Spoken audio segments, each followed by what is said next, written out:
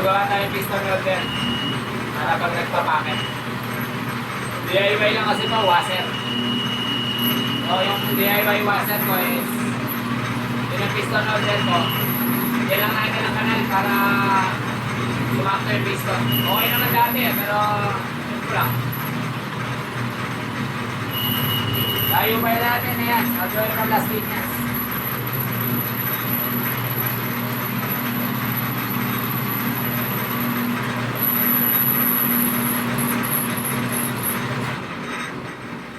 May kami yung 63 na.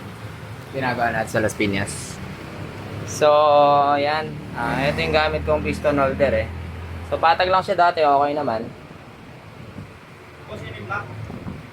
Yan o, 66. Hindi yung piston. 66. Sakto na. Lalagyan ko lang ng way para madali na siyang sentro. Tapos, 59. Ayan, 59. Sakto. 59. Tapos, ito sa customer natin ngayon, 63. Yan. So, may mga nabibili kasi yung makapal. Okay naman ako dito.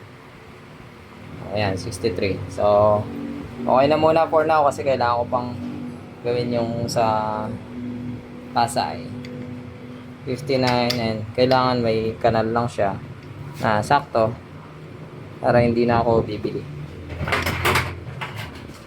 Alright, 66 ito yung piston ni Asia. Yun, ayos. So, tanggalin ko Hold on, makakatuloy na ako. Crank naman, crank balancing. Kailangan matapos ko muna yung piston profile bago mag-crank balancing dahil ang timbang ng blank piston sa profile. Right? Yan ako.